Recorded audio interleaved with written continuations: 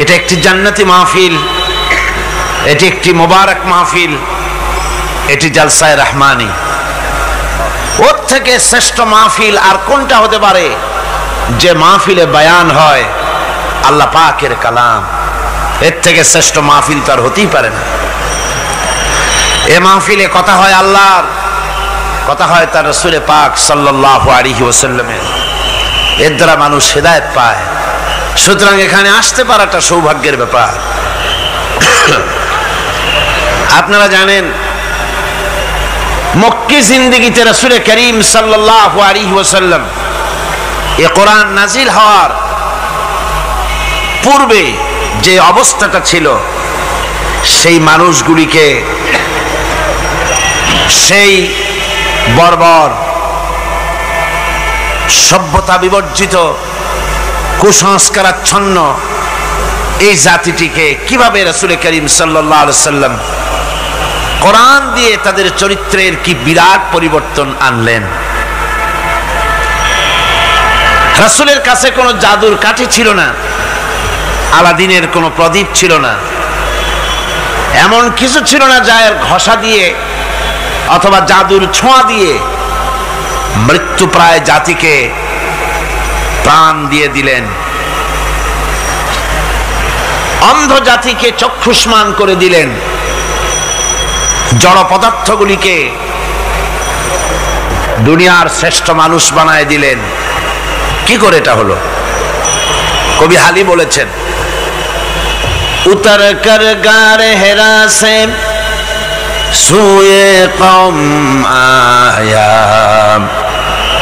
উতর কর গারে হেরা সে সুয়ে কওম আয়া और एक नुस्खे किमिया साथ लाया।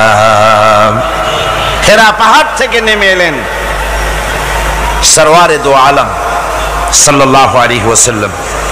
হাতে নিয়ে আসলেন একটা পরশ পাথর, কিমিয়া, এমন পরশ পাথর নিয়ে এলেন যার ছোঁয়া লেগে, যার স্পর্শ লেগে লোহাগুলি সোনা হয়ে গেল। সুবহানাল্লাহ পড়েন, সুবহানাল্লাহ পড়েন। পরশ পাথরের খাসিয়ত হচ্ছে, পরশ পাথর যদি লোহায় লাগে, লোহা কি হয়ে যায়? স্বর্ণ হয়ে যায়।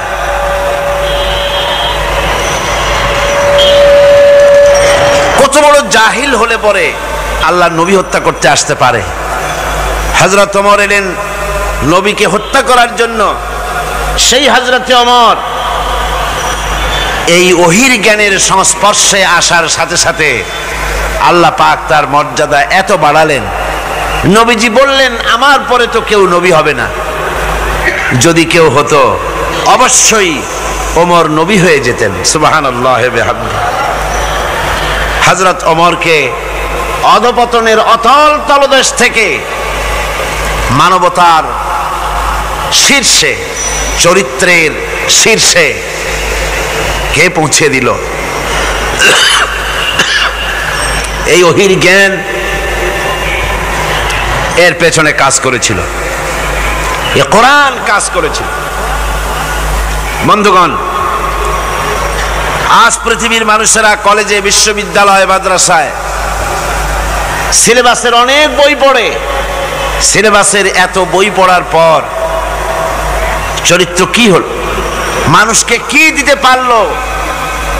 আপনারা আমাকে বলেন, বর্তমান শিক্ষা ব্যবস্থা, কলেজগুলি, বিশ্ববিদ্যালয়গুলি, পৃথিবীর যে কোনো বিশ্ববিদ্যালয়গুলি পৃথিবীর মানুষকে কি দিল? অধিকাংশ ক্ষেত্রে জনগণকে উপহার দিয়েছে সন্ত্রাস, দিয়েছে হাইজ্যাক, দিয়েছে লুটেরা, দিয়েছে ডাকাত, দিয়েছে জেনাকার, দিয়েছে মদখোর। সব যে তাই হয়েছে তা নয়, কিন্তু বেশিরভাগ ক্ষেত্রে শিক্ষাঙ্গন থেকে এগুলি উৎপাদন হচ্ছে। আর সাহাবায়ে কেরাম রিদওয়ানুল্লাহ তাআলা আলাইহিম আজমাইন, তাদের সিলেবাসে মাত্র কিতাব ছিল 2 খানা। তাদের সিলেবাসে কিতাব ছিল কয়খান? মাত্র 2 খানা কিতাব। এই দুইখানা কিতাবের সিলেবাসের দুইখানা কিতাব দিয়ে বিশ্বের শ্রেষ্ঠ মানুষে তারা পরিণত হয়েছিলেন। তার একখানা ছিল কিতাবুল্লাহ, আল্লাহর কোরআন, আর একখানা ছিল কি? হাদিস, রাসূলের সুন্নাহ। সিলেবাসের মাত্র দুইখানা কিতাব পড়ার পর এই জাতির চরিত্র কোথা থেকে কোথায় চলে গেল।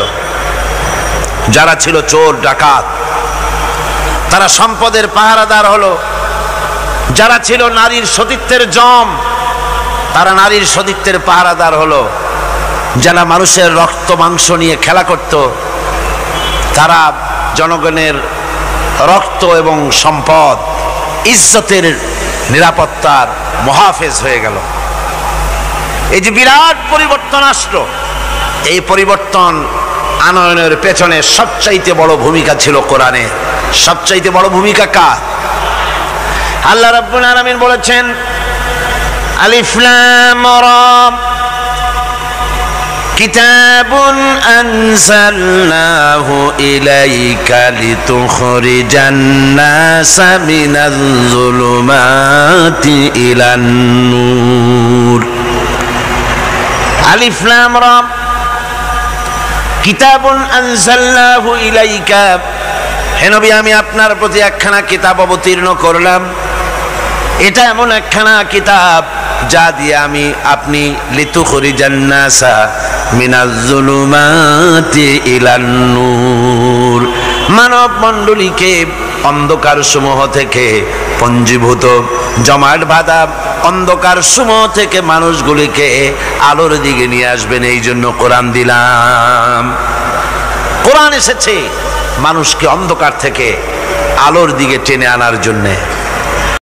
আল্লাহ রাব্বুল আলামিন কোরআনে কারীমের মধ্যে বলেছেন, ইয়াবতাগুনা ইলা রাব্বিহিমুল ওয়াসিলা। আল্লাহ পাক বলেন, যারা নাকি মানুষগুলি যার সামনে মাথা নত করে, যাদেরকে প্রভু বলে, দেবতা বলে, উচ্চ শক্তি সম্পন্ন মনে করে যাদের পেছনে ঘুরে যাদের কাছে হাত পাতে, তারাই তো আবার আল্লাহর কাছে যাওয়ার জন্য ওসিলা তালাশ করে। সুতরাং তার ভুল ভেঙে যায়, সে তখন দেখতে পায়, সে তখন বুঝতে পারে যে একজন এমন শক্তি আছে একমাত্র তার কাছেই মাথা নত করতে হয়, আর কারো কাছে করা যায় না। কোরআনে কারীম বলছে, ইন্নাল্লাযীনা তাদউনা মিন দুনিল্লাহি ইবাদুন আমসালুকুম। আমি আল্লাহকে বাদ দিয়ে তোমরা যার অনুসরণ করো, আমি আল্লাহকে বাদ দিয়ে তোমরা যাকে ডাকো নিজের হাজাত পুরা করার জন্য, নিজের উদ্দেশ্য পুরা করার জন্য, মনস্কামনা পূর্ণ করার জন্যে আমি আল্লাহরে বাদ দিয়ে যাদের ডাকো, ওরা তোমার মতো আমার গোলাম। তুমি যেমন আমার গোলাম, ওটাও আমার গোলাম। তুমি সূর্যের পূজা করো, সূর্য তো আমার গোলাম। তুমি চাঁদের পূজা করো, চাঁদ তো আমার গোলাম। তুমি তো গরু পূজা করো, গরু আমার সৃষ্টি। তুমি তো মাটি দিয়া তৈরি করা মূর্তি বানাইয়া পূজা করো, মাটি তো আমার বানানো। তুমি কাঠ দিয়া পাথর দিয়া মূর্তি বানাও, এগুলির সামনে মাথা নত করো, ওগুলি তো আমার কাঠ আমার পাথর সব আমার। আর আমার গোলামগুলির সামনে তুমি নিজে গোলামি করার জন্য মাথা পেতে দাও, ওই গোলাম তোমার কোনো উপকার করতে পারবে না। সুতরাং আত্মমর্যাদা সৃষ্টি হয়ে যায়, শখসিয়ত পয়দা হয়, পার্সোনালিটির সৃষ্টি হয়। ইমানের এটা সবচাইতে বড় উপকার।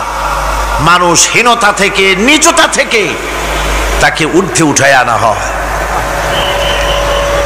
মানুষ দেখতে পায়, যদি চোখ থাকে, যদি আকল থাকে, তাহলে দেখতে পায় যেগুলির সামনে তারা মাথা নত করে ওগুলি নিজেরও কোনো উপকার করতে পারে না, অন্যকে উপকার করা তো দূরের কথা, অপরের উপকারও সে করতে পারে না।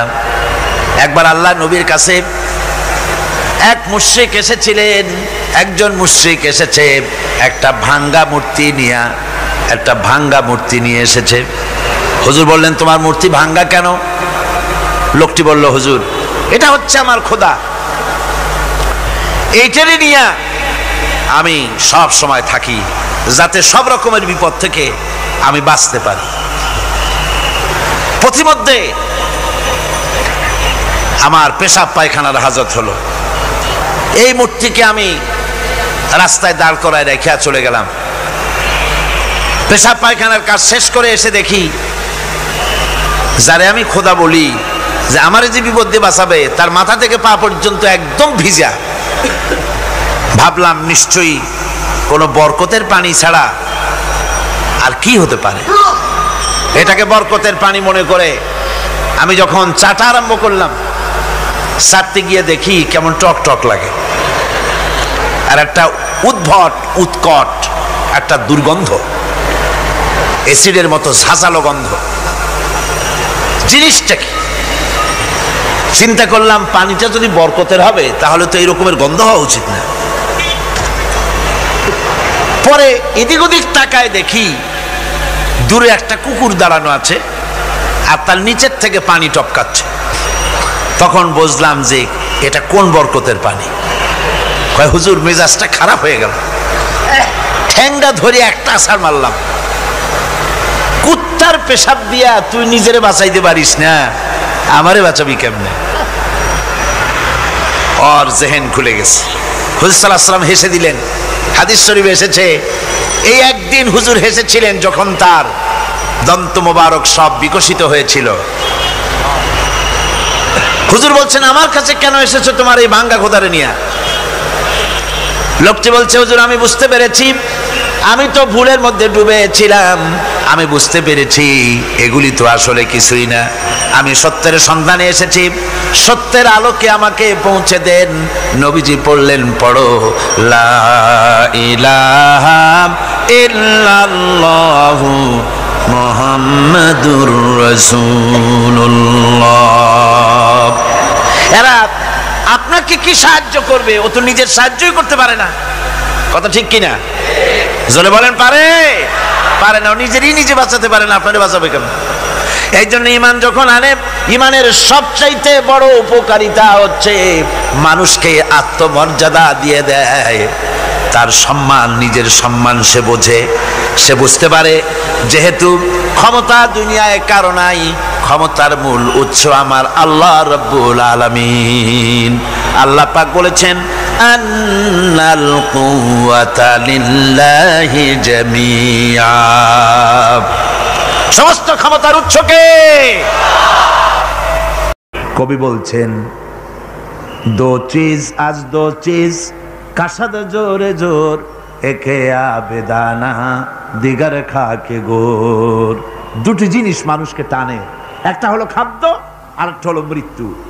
খাবার যেখানে আছে সেখানে যেতেই হবে, আর মৃত্যু যেখানে আছে সেখানেও যেতে হবে। কোরআনে কারিমে রব্বুল আলামিন বলেন, কুল লাউ কুনতুম ফি বুয়ুতিকুম লাবারাযাল্লাযীনা কুতিবা আলাইহিমুল কাতলু ইলা মাদাজিহিম। আল্লাহ পাক বলেন, হে নবী তুমি বলে দাও, তুমি শোনায় দাও, যাদের ভাগ্যে নিহত হওয়া আছে, তারা যদি তাদের বিছানায় শুয়েও থাকে, প্রকোষ্ঠের ভিতরে থাকে, মৃত্যু সেখানে গিয়ে হাজির হবে, ওখানেই মৃত্যু হয়ে যাবে। মৃত্যুর সময় আসতে পরে মানুষকে মোটেই সময় দেওয়া হবে না, সময় যখন আসবে সময় মতো তাকে বিদায় নিতে হবে। সুতরাং ইমান, আল্লাহর প্রতি ইমান আনলে পরে মানুষের ভিতরে নির্ভীকতার সৃষ্টি হয়, সে কাউকে পরোয়া করে না আল্লাহ ছাড়া। চিল্লায় কর সুবহানাল্লাহ, আরো জোরে বলেন সুবহানাল্লাহ। সাহস, বুক ভরা সাহস তার মধ্যে আসবে। এরপরে আল্লাহর প্রতি ইমান আনলে পরে আরেকটি উপকার মানুষের হয়, এটা হলো 4 নম্বর উপকার। এটা কয় নম্বর? 4 নম্বরের উপকার হলো আল্লাহর প্রতি মানসিক প্রশান্তি আসে। সেই মানসিক প্রশান্তিটা হলোই ইমানদার কখনো হতাশ হয় না, ইমানদার কখনো হতাশায় ভোগে না, নিরাশায় ভোগে না। যেহেতু কোরআন শরীফের ভিতরে আল্লাহ পাক বলেছেন, আল্লাহর রহমত থেকে কেবল কাফেররা ছাড়া আর কেউ নিরাশ হয় না। আল্লাহর রহমত থেকে নিরাশ হয় কারা? জোরে কোন কারা নিরাশ হয়? আর কেউ আল্লাহর রহমত থেকে নিরাশ হয় না। সুতরাং আল্লাহর প্রতি এই আশা ভরসা, আল্লাহর প্রতি এ ধরনের একটি প্রশান্তি মনের মধ্যে থাকে, সে হতাশ হয় না। কারণ আল্লাহর প্রতি ঈমান আশায় তার বুক বেঁধে দেয়। আল্লাহ পাক কোরআনে কারীমের মধ্যে বলেছেন, আল্লাযী খালাকানি ফাহুয়া ইয়াহদিন। আল্লাহ ইব্রাহিম আলাইহিস সালামের মুখ দিয়ে কথা বলাছেন। আল্লাহ হচ্ছেন তিনি যিনি আমাকে সৃষ্টি করেছেন আর আমার হেদায়েতের রাস্তাও তিনি দেখিয়ে দিয়েছেন। ওয়াল্লাযী হুয়া ইউতঈমুনি ওয়া ইয়াসকিন। আর আমি যখন ক্ষুধার্ত হই তিনি আমারে খাওয়ান, আর আমি যখন তৃষ্ণার্ত হই তিনি আমারে পান করান।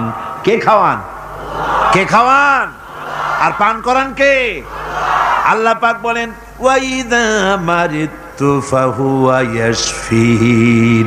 ইব্রাহিম আলাইহিস সালামকে দিয়ে আল্লাহ এই কথাও বলালেন, আমি যখন অসুস্থ হই আমারে রোগ মুক্ত কে করে দেয়? বলেন না, কে করে দেয়? আল্লাহ রাব্বুল আলামিন রোগ মুক্ত করে দেন। হযরত আইয়ুব আলাইহিস সালামের ঘটনা কোরআনে কারীমের মধ্যে আল্লাহ রাব্বুল আলামিন উঠায় দিয়েছেন, বলে দিয়েছেন যাতে করে মুমিনেরা মনের মধ্যে আল্লাহর প্রতি আশা ভরসা আনতে পারে। রোগ হয়েছে হযরত আইয়ুব আলাইহিস সালামের, এত অসুখ, অসুখে রোগে শোকে আত্মীয় স্বজন স্ত্রী পুত্র পরিজন সব তারে ছেড়ে গেল, গায়ে পোকা হয়ে গিয়েছে। 1 বছর 2 বছর নয়, বছরের পর বছর ধরে রোগাক্রান্ত অবস্থায় আইয়ুব আলাইহিস সালাম আছেন। এবার সমস্ত শরীর ছেড়ে জিহ্বার মধ্যে পোকা হওয়া শুরু হয়ে গেছে। হযরত আইয়ুব আলাইহিস সালাম জিহ্বায় যখন পোকা শুরু হয়ে গেল, আল্লাহর দরবারে তখন তিনি ফরিয়াদ করে বলেছিলেন, রব্বুল আলামিন সারা শরীরে পোকা ধরলো, শরীর জরা জরা হয়ে গেল, রোগে শোকে শেষ হয়ে গেলাম, কোনো শিকায়ত করি নাই, এবার তো কথা না বলে পারি না মাবুদ, তুমি দয়া করে আমার জিহ্বায় পোকা দিও না। আমার জিহ্বাটা পোকা ধরেছে, দয়া করে পোকা জিহ্বায় দিও না, কারণ আমার জিহ্বায় যদি পোকা হয়ে যায় তাহলে তোমার মতো আল্লাহর জিকির আমি কি দিয়া করব? আমার জিহ্বাটা ভালো রাখো আল্লাহ। হযরত আইয়ুব আলাইহিস সালাম পড়েছিলেন, আন্নী মাসানি আদ-দুররু ওয়া আনতা আরহামুর রাহিমিন। আয় আল্লাহ, আমি রোগাক্রান্ত হয়ে পড়েছি আর তুমি তো রহমান রহিম। দোয়া মঞ্জুর হলো, আল্লাহ পাক আইয়ুব আলাইহিস সালামকে রোগ মুক্ত করে দিলেন। রোগ হলে পরে কে সেরে দেয়? কে সেরে দেয়? আল্লাহর প্রতি এই আশা, এই ভরসা, এই চিন্তা থাকতে হবে। আল্লাহ পাক বলেন, যখন আইয়ুব আমার কাছে দোয়া করল আমিও জবাব দিয়া দিলাম। কোন সুবহানাল্লাহ। আল্লাহ পাক বলেন, ফাকাশাফনা মা বিহি মিন দুররি ওয়া আতাইনাহু আহলাহু ওয়া মিসলাহুম মাআহুম রাহমাতাম মিন ইনদিনা। আমি তার কষ্ট দূর করে দিলাম, তার হারানো স্বাস্থ্য ফিরিয়ে দিলাম এবং তার সাথী সঙ্গীদেরকে আমার পক্ষ থেকে আমার রহমত দিয়ে তার কাছে সব আবার আমি ফিরাইয়া দিলাম। সুতরাং মুমিন ব্যক্তি কখনো হতাশ হবে না। চতুর্দিকে দেখে বিপদ আর বিপদ, এই বিপদে সে হতাশ হয় না, আশায় বুক বেঁধে থাকে। নিরাশার আধারে তুমি হে আশার নূর, যেখানে বেরোবার কোনো পথ নাই সেখান থেকে পথ বের করে দেয় কে? চিল্লায় কোন কে দেয়? আমার আল্লাহ পাক। দেখেন হযরত ইউসুফ আলাইহিস সালাম হারায় গেলেন, মানে তার 11 ভাই ইউসুফ আলাইহিস সালামকে কুয়ার মধ্যে ফেলাই দিলেন। আর এসে তারা বলল যে ইউসুফ আলাইহিস সালামকে বাঘে খায়া ফেলেছে। এটা কি গল্প নাকি? এটা কোথায় আছে? কোরআন শরীফের মধ্যে আছে। ওই 11 ভাই মনে করেছিল ইউসুফ আলাইহিস সালাম রে কুয়ার মধ্যে ফেলাই দিলাম, এ কুয়ার মধ্যে পচে মরবে, শেষ হয়ে যাবে। কিন্তু ওই 11 ভাই জানে না এটা কোনো কুয়া নয়, এটা হলো একটা সুড়ঙ্গ পথ, এটা হলো একটা টানেল। এক মুখে ইউসুফকে ফেলাই দিল 11 ভাই, কুয়ার আরেক মুখ থেকে আল্লাহ হযরত ইউসুফকে বের করে মিশরের সিংহাসনে বসায়া দিলেন। ওরা বোঝে না, তাই চিরকাল পাপীরা আল্লাহর বান্দাদেরকে, আল্লাহর দ্বীনের গোলামদেরকে অত্যাচার করে, মনে করে শেষ করে ভালাবো, কিন্তু শেষ আল্লাহর গোলামেরা হয় না, ওরাই শেষ হয়। নির্মূল যারা করতে চায় ওরাই নির্মূল হয়ে যায়। টিকে থাকে কে? আল্লাহর গোলামেরা। টিকে থাকে কে? আল্লাহর গোলামেরা টিকে থাকে। নির্মূলেরিয়া নির্মূলই হয়ে যায় সব সময়। ঠিক কিনা কর? জোরে বলেন ঠিক কিনা? ভাইরা আমার, হযরত ইয়াকুব আলাইহিস সালাম ছেলের চিন্তায় চিন্তায় চোখ দুটা অন্ধ হয়ে গেছে, কাঁদতে কাঁদতে চোখ অন্ধ হয়ে গেছে, কিন্তু হতাশ হন নাই। কারণ হতাশ হবে কেবলমাত্র কাফেরেরা। হতাশ হয় কারা? আল্লাহ বলেছেন হতাশ হয় কাফের, ইমানদার কখনো হতাশ হয় না। হযরতে ইয়াকুব আলাইহিস সালাম ছেলে হারাইয়া কি বলতেছেন শোনেন। আল্লাহ তার কথা কোরআনে কারীমের ভিতরে আল্লাহ কি সুন্দর করে উঠায় দিয়েছেন। হযরতে ইয়াকুব পড়তেছেন, ফাসাবরুন জামিলুন আসাল্লাহু আইয়াতিয়ানি বিহিম জামিআন ইন্নাহু হুয়াল আলিমুল হাকীম। ফাসাবরুন জামিল, ধৈর্য ধারণ করাই এখন আমার জন্য উত্তম।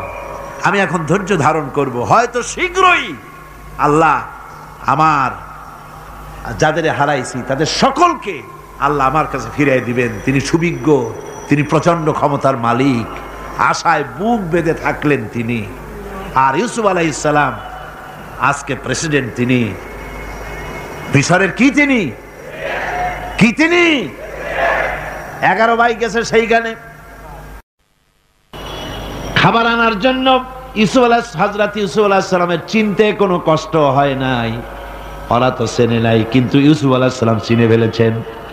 হযরত ইউসুফ কোনো প্রতিশোধ নিলেন না। হযরত ইউসুফ পরিচয় দিলেন আর বললেন, ভয় পাইও না, খাদ্য তোমাদেরকে দিয়া দিব। তোমাদের ব্যাপারে আমার বক্তব্য হচ্ছে, লা তাসরিবা আলাইকুমুল ইয়াউম, তোমাদের বিরুদ্ধে আমার কোনো ক্ষোভ নাই, বিদ্বেষ নাই, মাফ করে দিলাম। এই জামাটা নিয়ে যাও, আমার আব্বার জন্য এই জামাটা নিয়ে যাও। জামা নিয়ে যাচ্ছে মিশর থেকে। কোথায়? কেনান। কোথায়? মিশর। মিশর থেকে ইউসুফ আলাইহিস সালামের জামা নিয়ে ছেলেরা কেনানের দিকে যাচ্ছে। আর এদিকে হযরত ইয়াকুব বলতেছেন, আমি যেন আমার নাকের ভিতরে ইউসুফের গন্ধ পেতেছি। সুবহানাল্লাহ। জামা চলে এলো, চোখের উপরে তিনি রাখলেন, আল্লাহ চোখ ভালো করে দিলেন। সুবহানাল্লাহ।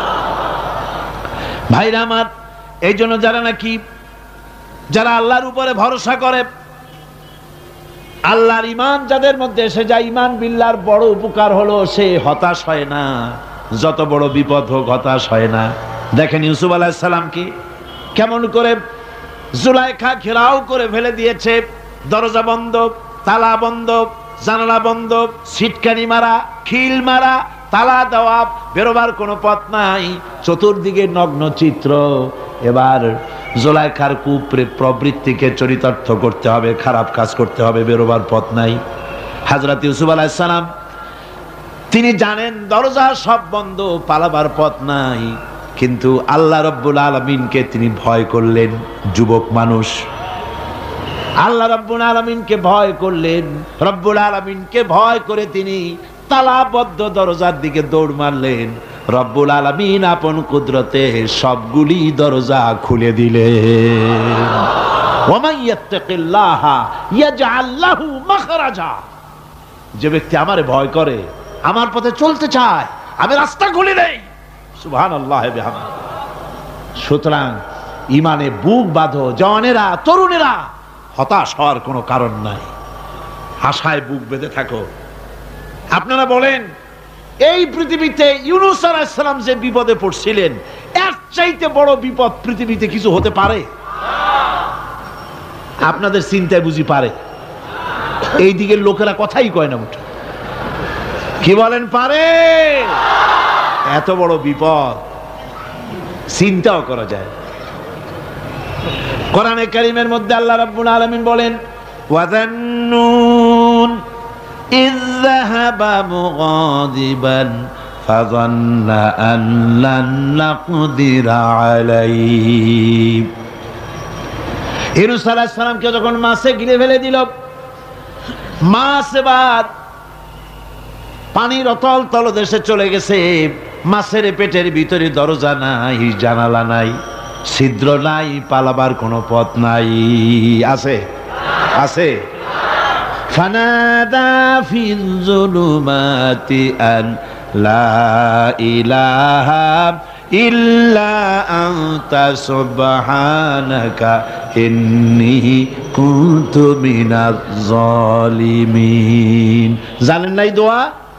পড়েন সবাই, লা ইলাহা ইল্লা আনতা সুবহানাকা ইন্নী কুনতু মিনাজ জালিমিন। আয় আল্লাহ, তোমার পবিত্রতা ঘোষণা করতেছি, তুমি ছাড়া কেউ নাই, আমার তো আর বাঁচার উপায় নাই। আমি আমার উপরে জুলুম করেছি, আর তোমার পবিত্রতা ঘোষণা করতেছি। জিকির করতেছেন তিনি মাছের পেটের মধ্যে বসে। আল্লাহ রাব্বুল আলামিন বলেন ইউনূস আলাইহিস সালাম মাছের পেটের ভিতরে বসে যে চিৎকারটা মারলেন, দুনিয়ায় কোনো তার বন্ধু বান্ধবেরা শোনে নাই, কোন রাজা বাদশারা শোনে নাই। মাছের পেটের মধ্যে ফানাদা ফিল যুলুমাত, যুলুমাত হলো জমায় কাসির। এখানে তিনটা অন্ধকার ছিল। কয়টা অন্ধকার? একটা হলো মাছের পেটের অন্ধকার, একটা হলো রাতের অন্ধকার, আরেকটা হলো পানির অন্ধকার। ত্রিবিধ অন্ধকারের ভিতর থেকে ইউনূস আলাইহিস সালাম হতাশ হয়ে যান নাই, তিনি চিৎকার মেরে আল্লাহরে ডাক দিলেন। আল্লাহ কয় আমি ডাক শুনছি, কেউ তোমার ডাক শোনে নাই, আমি তোমার আরশের মালিক, আমি আল্লাহ শুনতে পেয়েছি।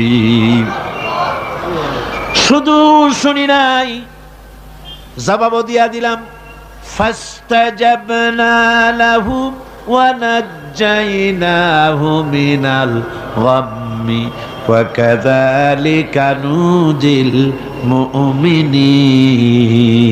পড়েন না সবাই, ফাস্তাজাবনা লাহু ওয়া নাজ্জাইনাহু মিনাল গাম্মি ওয়া কাযালিকা নুজিল মুমিনিন। আমি আল্লাহ পাক বলেন আমি ইউনূসের ডাক শুনলাম, ডাকের জবাব দিয়া দিলাম, আর মাছের পেটের ভিতরে বেদনার সৃষ্টি করে দিলাম। মাছ এবার ভেসে উঠলো। মাছের আর এখন কোনো উপায় নাই বমি করা ছাড়া। মাছ কিনারায় চলে এলো, ইউনূসকে বমি করে ফেলে দিল।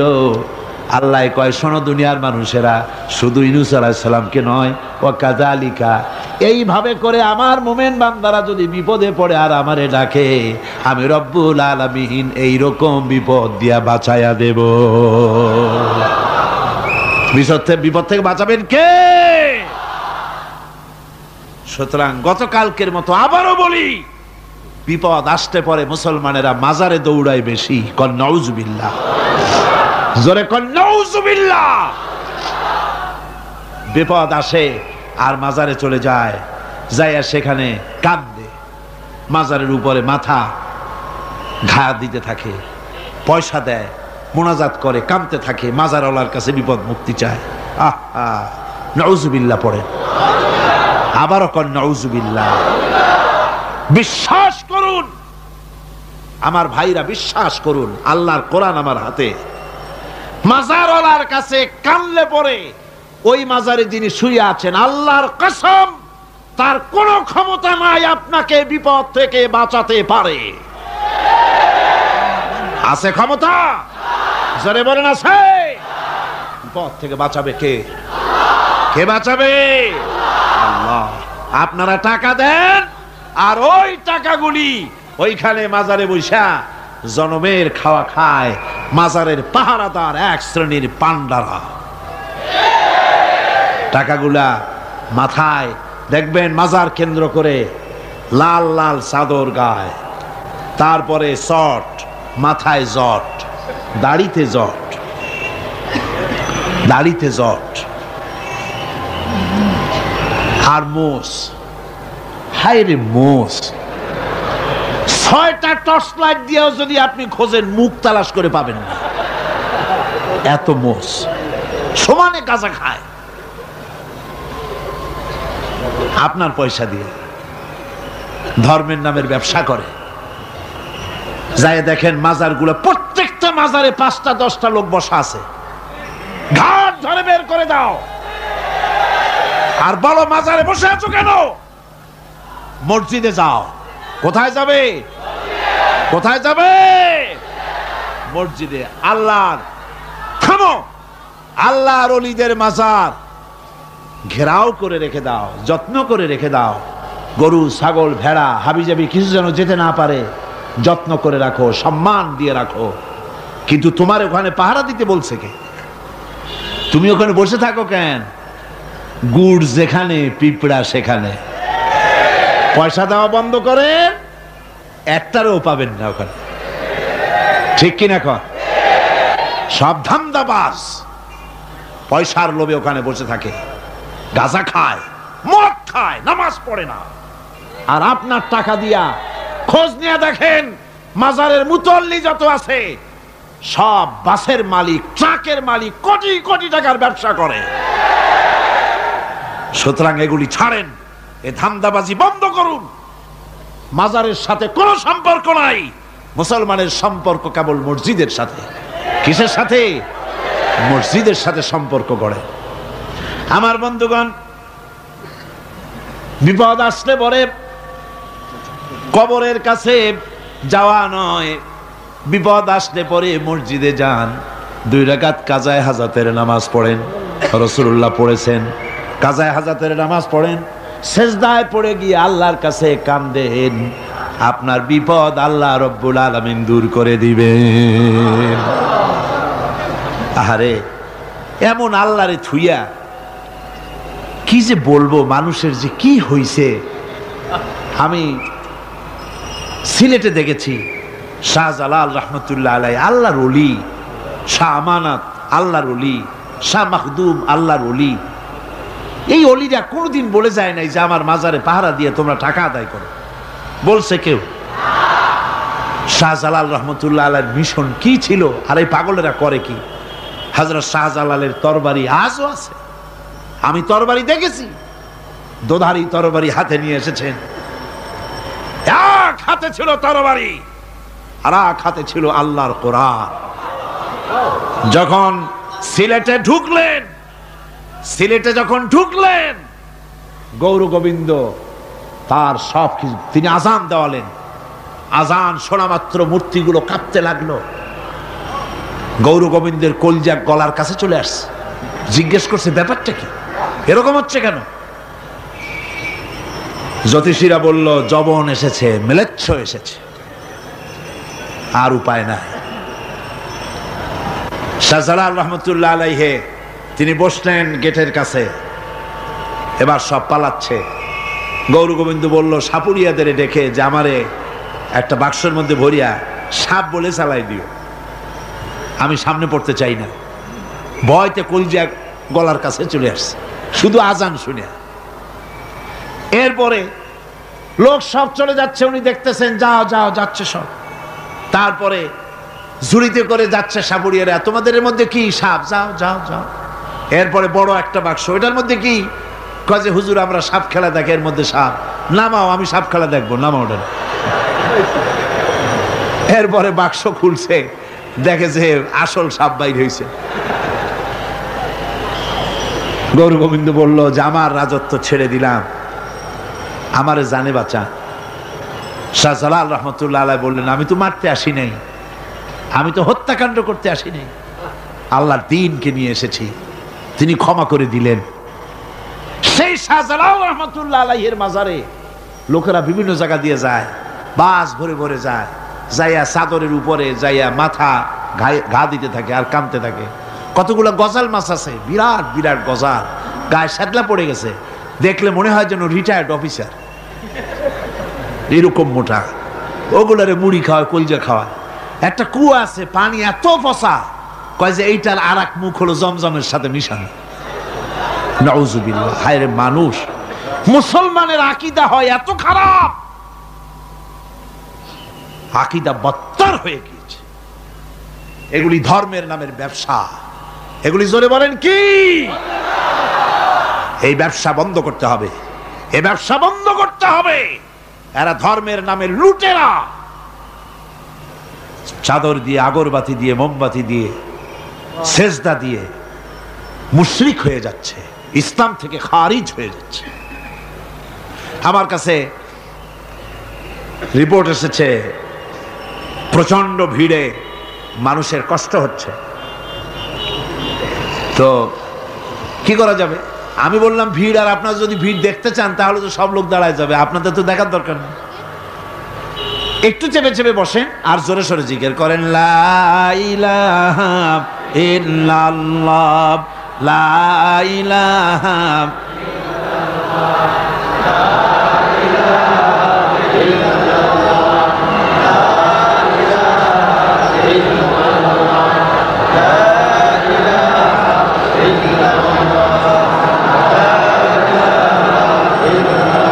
আপনি কিন্তু বসেই এগোতে পারতেন, দাঁড়ালে পরে ডিস্টার্ব হয়, হাঁটলে পরে ডিস্টার্ব হয়।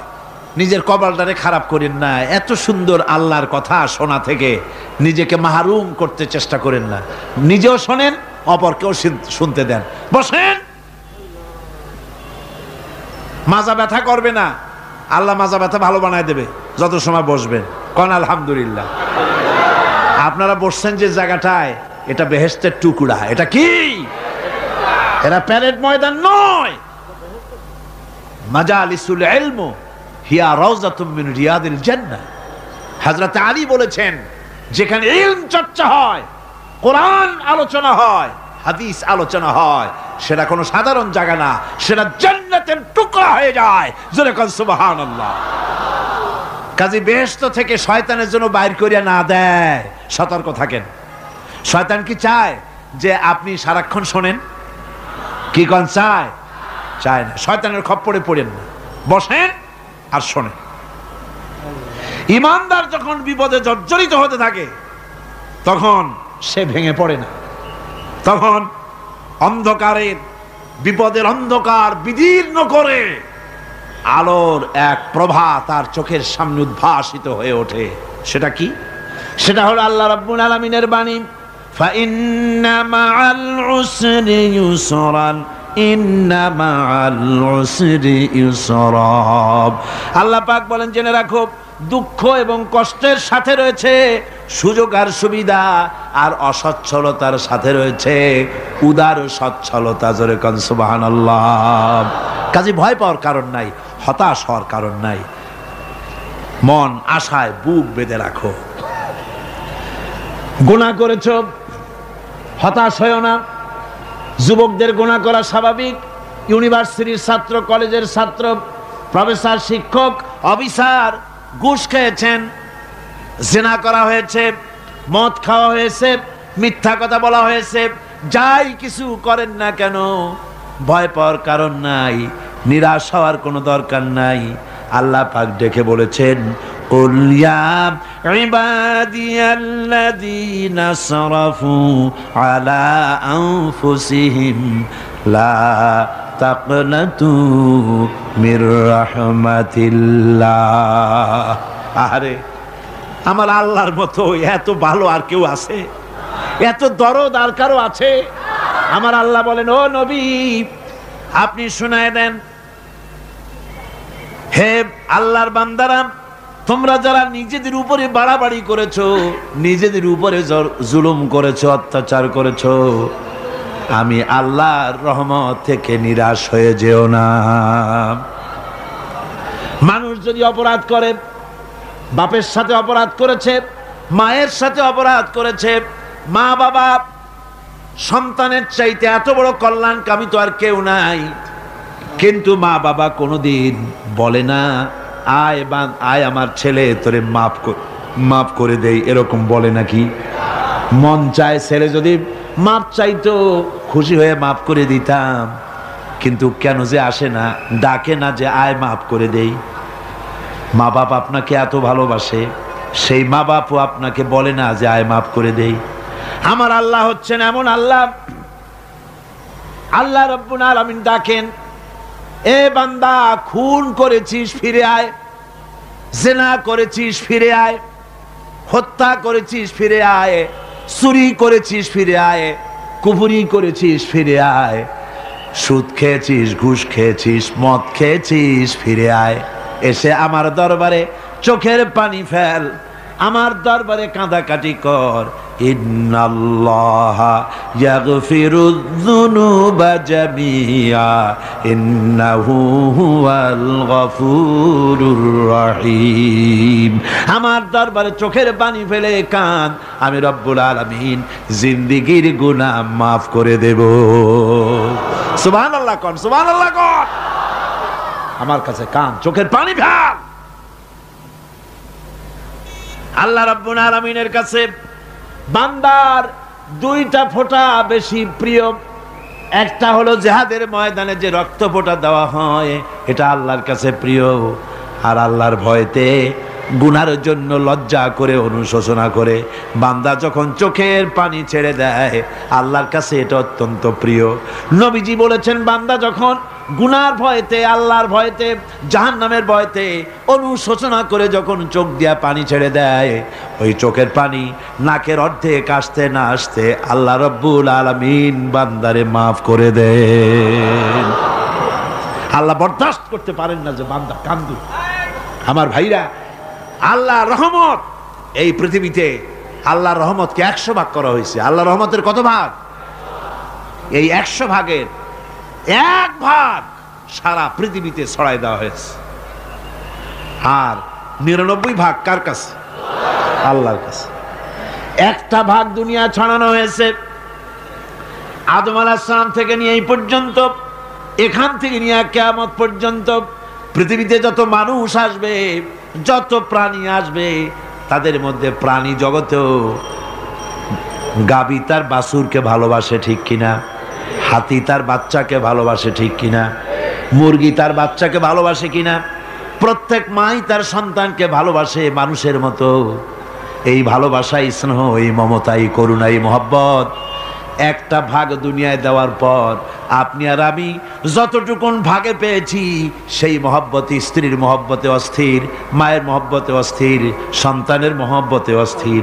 এখন চিন্তা করেন, একটা ভাগ সারা পৃথিবীতে বিতরণ করার পর যেটুক পেয়েছি, তাতে যদি এত মহব্বত হয়, তাহলে এর 99 ভাগ মহব্বত যে আল্লাহর কাছে জমা আছে, এই বান্দার জন্য তার কত মহব্বত, এই বান্দার জন্য কত করুণা তার, কত মহব্বত তার, কত দয়া তার।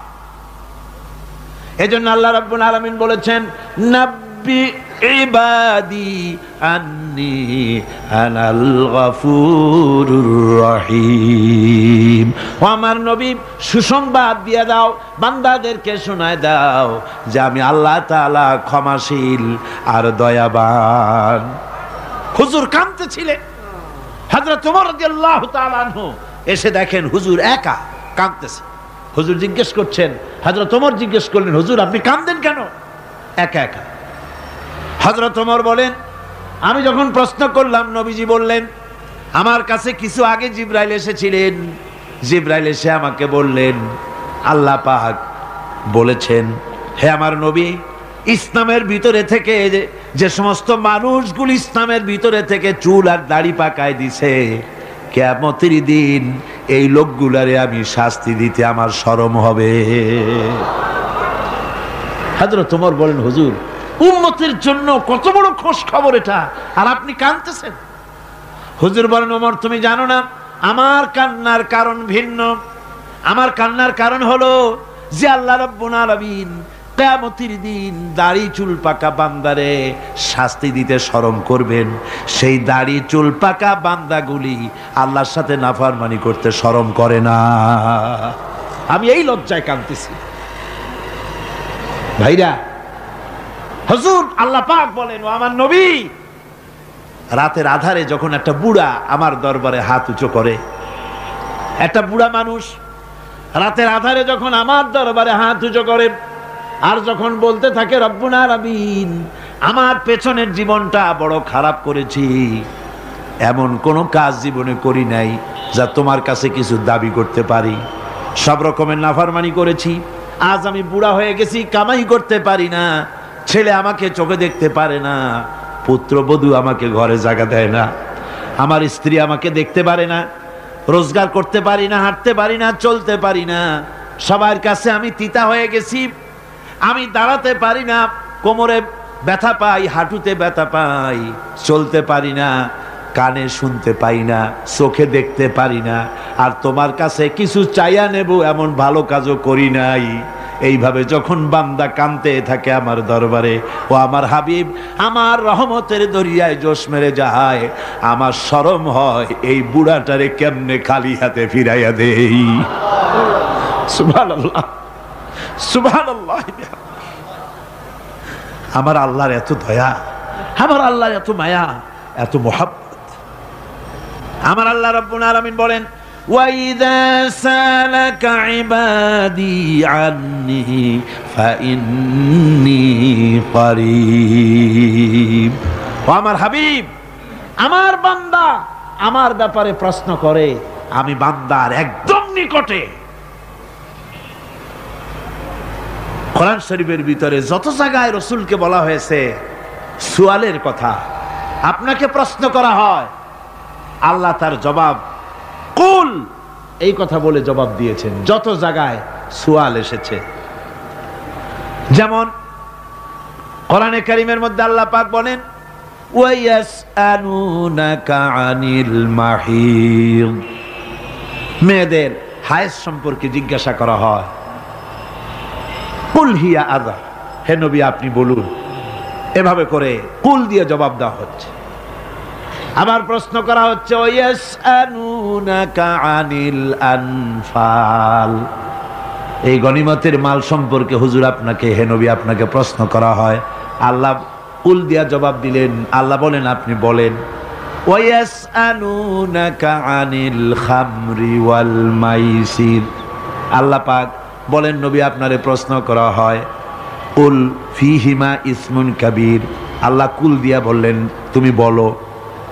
আবার বলা হলো, ওয়ায়াসআলুনাকা আনিল আহিল্লা কুল হিয়া মাওয়াকিতু লিন্নাস, ও নবী আপনাকে প্রশ্ন করা হয় চাঁদের ক্রমবর্ধমান এবং ক্রমহ্রাস, এই যে বাড়ে আর কমে, পূর্ণিমা হয় অমাবস্যা হয়, কেন হয় আপনি বলুন। কুল, আপনি বলেন এটা আমি অক্ত এবং সময়, বছর আর দিন গণনা করার জন্য পৃথিবীবাসীদের জন্য বিনা পয়সায় একটা ক্যালেন্ডার বানাইয়া আকাশে ঝুলাই রেখেছি। এভাবে যত জায়গায় এসেছে আপনাকে প্রশ্ন করা হয়, তত জায়গায় আল্লাহ জবাব দিয়েছেন কুল আপনি বলেন। গোটা কোরআন শরীফের ভিতরে এই একটি মাত্র জায়গা যেখানে বলা হয়েছে আপনাকে প্রশ্ন করা হয়, আল্লাহ এখানে বলতে পারতেন কুল আপনি বলেন, আল্লাহ তোমাদের নিকটবর্তী, এভাবে জবাব হয় নাই। এটা কায়দাটা হলো এই, আল্লাহ বলতেছেন ওয়াইজা সালাকা ইবাদি, ও আমার নবী প্রশ্ন তো আমার বান্দারা আমার ব্যাপারে করেছে, এবার আপনার জবাবের কোনো দরকার নাই, প্রশ্ন আমার ব্যাপারে আমি নিজে জবাব দিয়ে দেই, ফা ইন্নী কারীব, ও বান্দা আমার ব্যাপারে প্রশ্ন করেছিস, জবাব আমি দেই, আমি তোর সবচাইতে বেশি নিকটে। সুবহানাল্লাহ, কত নিকটে?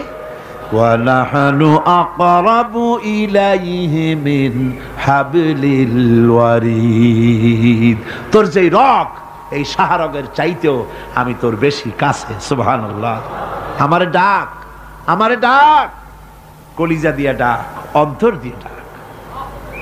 মনের থেকে মানুষ যদি ডাকে, মুখের ডাক আর মনের ডাক এক জিনিস নয়।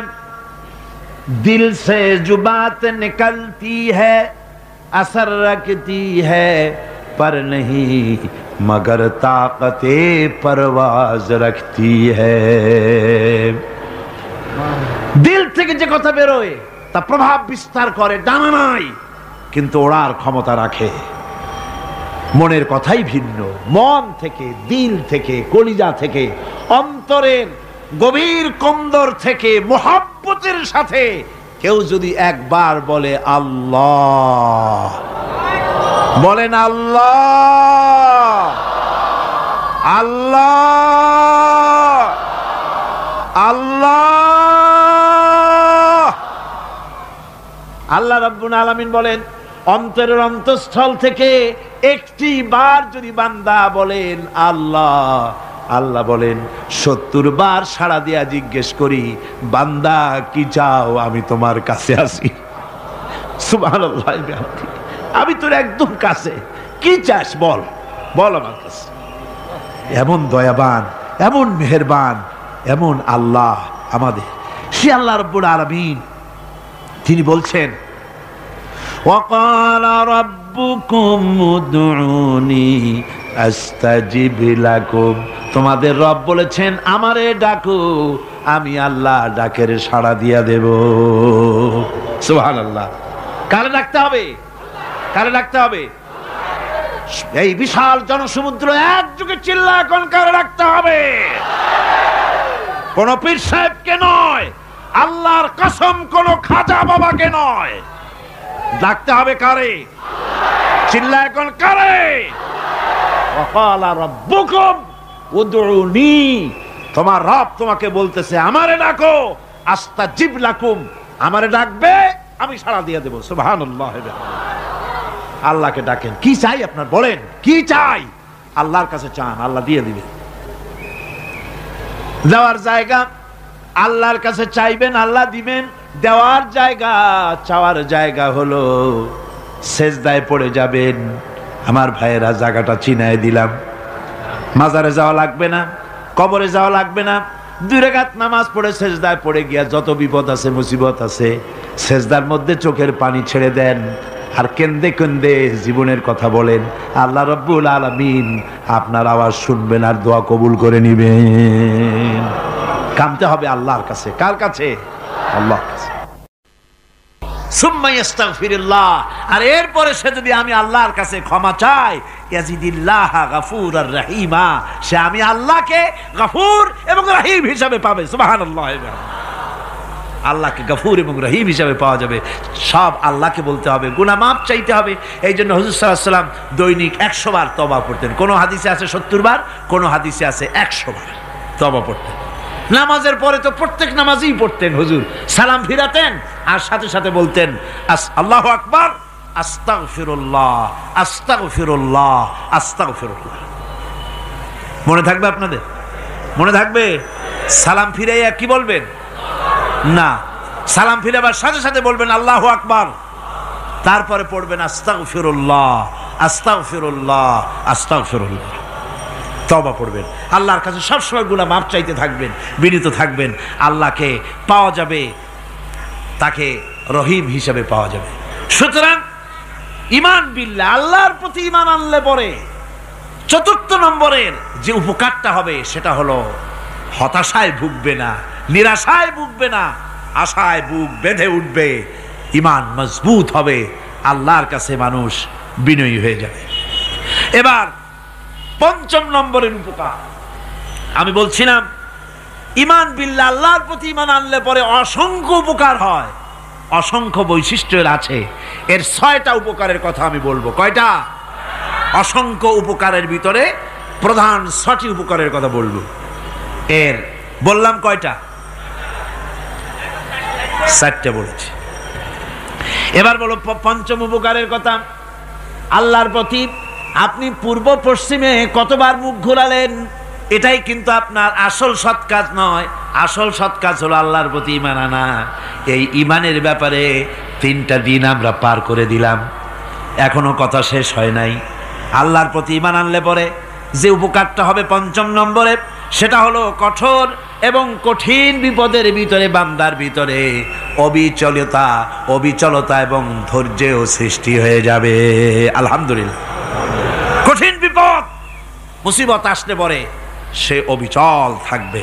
সারা দুনিয়ার বিপদ আপদ, শত্রুতা, দুঃখ, কষ্ট, মুসিবত, জুলুম, নির্যাতন সব কিছু পাহাড়ের মতো উঁচু হয়ে তাকে ঘিরে ফেলবে, কিন্তু তাকে এক চুলও নাড়াতে পারবে না। আলহামদুলিল্লাহ। সারা পৃথিবী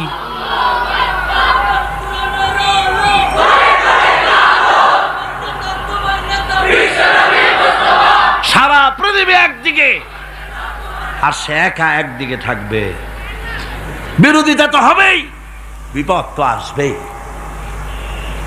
কবি বলতেছেন সাথে জাকা রহা হ্যায় अज़ल से ता इमरोज सतेजा का रहा है अज़ल से ता इमरोज चरागे मुस्तफावी से शरारे बुलहबीस। সে আবহমান কাল থেকে শুরু করে মুস্তাফা সাল্লাল্লাহু আলাইহি ওয়াসাল্লামের দীপ শিখার সাথে আবু জাহেল আবু লাহাবের অগ্নিস্ফুলিঙ্গের টক্কর লেগেই আছে। রাসূলুল্লাহর আল্লাহর দেওয়া এই বিধান, এই দ্বীনের বাতিটা টিম টিম করে চলেছে। আর গোরকি টর্নেডো হাজার হাজার মাইল বেগে হেরিকেন এসেছে, গোরকি এসেছে, টর্নেডো এসেছে, টাইফুন এসেছে, কিন্তু এই আলো নিবাইতে পারে নাই। সুবহানাল্লাহ। এই আলো নিবাতে পারে নাই। এ শত্রুতা চিরকালের, নিবাতে পারবে না। কারণ হচ্ছে আল্লাহ রাব্বুল আলামিন বলেছেন ইউরিদুনা লিইউতফিউ নূরাল্লাহি বিআফওয়াহিহিম ওয়াল্লাহু মুতিম্মু নূরিহি ওয়ালাউ কারিহাল কাফিরুন। ওরা চায় মুখের ফু দিয়ে আমার আলোকে নিভিয়ে দেবে, কিন্তু আমি আমার আলোকে পূর্ণতা দান করব। তাতে কাফের বেঈমানদের কলজায় যত জ্বালা যন্ত্রণা হোক, আমার দ্বীন কেউ মিটাই দিতে পারবে না। কোন সুবহানাল্লাহ। সুতরাং বিপদে অবিচলতা আসবে, সে অটল হবে, মজবুত হবে। কোরআনে কারীম বলতেছে ওয়া কাযালিকা জাআলনা লিকুল্লি নাবিয়্যিন আদুওয়াম মিনাল মুজরিমিন। এই পৃথিবীতে এমনি করে আমি সকল নবীদের শত্রু বানিয়েছি, সব পাপিষ্ঠ অপরাধীদেরকে। নবীদের সাথে বিরোধিতা করেছে কারা? পাপিষ্ঠরা আর অপরাধীরা। আজও খুঁজে দেখেন, আজও ইসলামী আন্দোলনের বিরোধিতা যারা করে সবগুলি কি পাপিষ্ঠ? সত্য কিনা কর? ইসলামী আন্দোলনের বিরোধিতা যারা করে হিসাব করে চোখ দিয়ে তাকায় দেখেন, খুঁজে দেখেন তাদের নামগুলি। মদখোর, জিনাকার, বদমাশ, চোর, হাইজাকার, বেনামাজি, লুটেরা, মিথ্যাবাদী, সবচাইতে সমাজের নিকৃষ্ট লোকগুলি ইসলামের বিরোধিতা করে।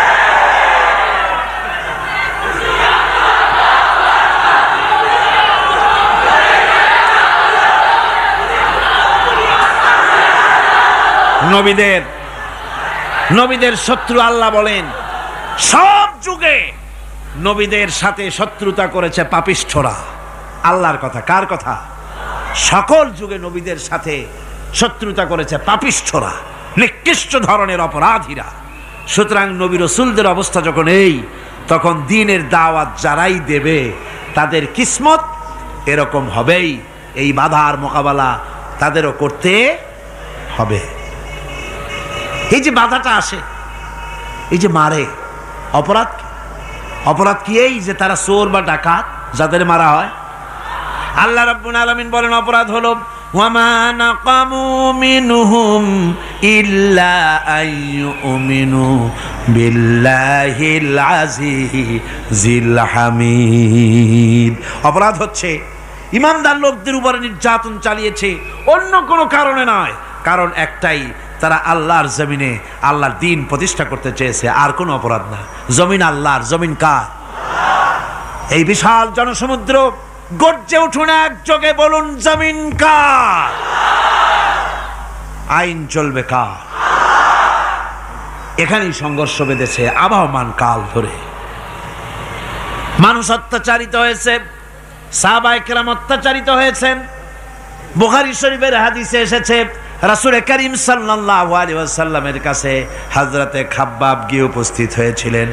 হযরতে খাব্বাব বলেন, হাদিসটা এভাবে লেখা হয়েছে বুখারীতে, ওয়ান খাব্বাব বিন আরিদ রাদিয়াল্লাহু তাআলা আনহু قال شكونا إلى رسول الله صلى الله عليه وسلم وهو متوسد بردة له في ظل الكعبة রাসূলুল্লাহর কাছে গেলাম, কাবা শরীফের কাছে গিয়ে দেখি নবীজি একটা চাদর গায়ে দিয়ে তিনি আরাম ফরমাচ্ছিলেন কাবা শরীফের ছায়ায়। সেখানে গিয়ে বললাম, আলা তাস্তানসিরু লানা আলা তাদউ লানা ইয়া রাসূলুল্লাহ, হে আল্লাহর রাসূল, আপনি কি আমাদের জন্য আল্লাহর কাছে দোয়া চাইবেন না? আপনি কি আল্লাহর কাছে আমাদের জন্য সাহায্য চাইবেন না? আমাদের লোকগুলিকে, মুসলমানগুলিকে মারতে মারতে তো শেষ করে ফেলে দিল। তারা আমাদের সুমাইয়াকে মারলো, আমাদের খাব্বাবকে উটের সাথে পায়ের দড়ি লাগায় টানলো, আমাদের খোবায়েবকে তারা আগুনের উপরে চিৎ করে শোয়ায় রাখলো, না খায় রাখতেছে, মারতেছে, কষ্টে তো শেষ হয়ে গেলাম। হুজুর, আপনি কি আমাদের জন্য দোয়া করবেন না? হাদিস শরীফে এসেছে, নবীজি উঠে বসলেন সোজা হয়ে।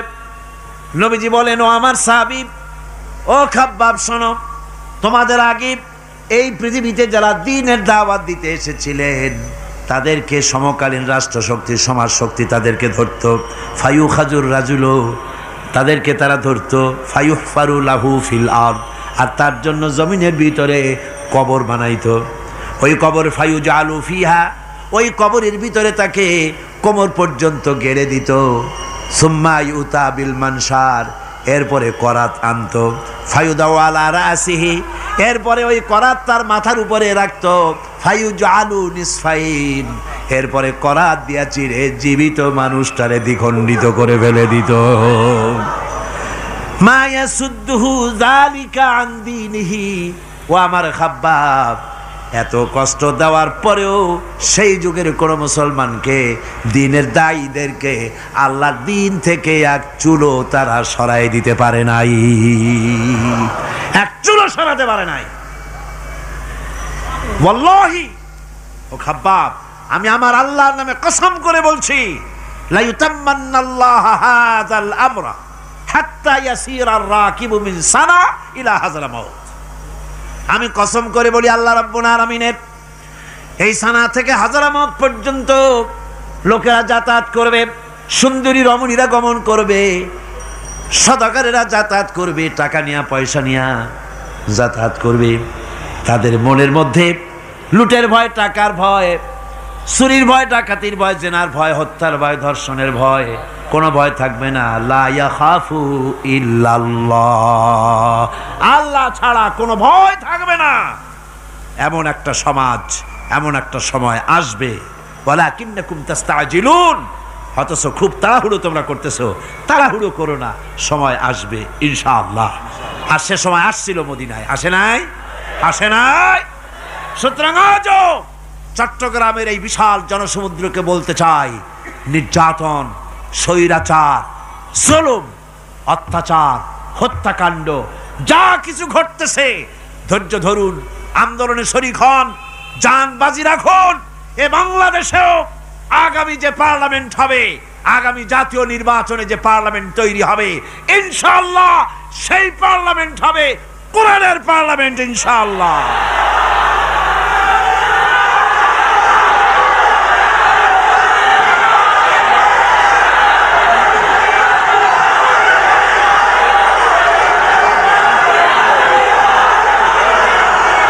আমার ভাইয়েরা, আমার বন্ধুগণ, কঠিন বিপদে অবিচলতা এবং ধৈর্যের দৃষ্টান্ত রেখে গেছেন আম্বিয়া আলাইহিমুস সালাম। সুবহানাল্লাহ। কঠিন বিপদে অবিচলতা, দৃঢ়তা, ধৈর্য কারে বলে, তার দৃষ্টান্ত কারা রেখেছেন? আম্বিয়া আলাইহিমুস সালাম। ওনারাই আমাদের আদর্শ, নবীরাই আদর্শ।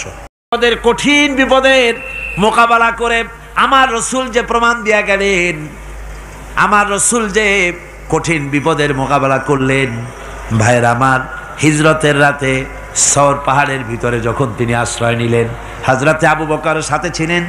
হযরতে আবু বকর রাদিয়াল্লাহু তাআলা আনহু বলেন, হুজুর আপনি দাঁড়ান, এটা তো পাহাড়িয়া গুহা, গুহার ভিতরে সাপ থাকতে পারে, বিচ্ছু থাকতে পারে, আমি আগে ঢুকি, বিপদ যদি হয় আমার উপর থেকে হয়ে যাক। গুহার ভিতরে নেমে গুহা সাফ করলেন। এরপরে হুজুরকে ডাকলেন, হুজুর তাশরীফ নিলেন গুহার ভিতরে। এরপরে হুজুর বললেন, আবু বকর, পাহাড়ে হেঁটে হেঁটে 2-3টা পাহাড় পাড়ি দিয়া যাওয়া লাগে সোর পাহাড়ে। মদিনার সোজা রাস্তা হুজুর ধরেন নাই, মেসফালার পথ দিয়া জাবালে কেদোয়ার উপর দিয়া 3টা পাহাড় পাড়ি দিয়া তারপরে হুজুর গেলেন সোর পাহাড়ে। গুহার ভিতরে হুজুর তাশরীফ নিলেন, বললেন, আবু বকর তুমি বসো, তোমার উরুর উপরে মাথা রেখে আমি একটু আরাম করি।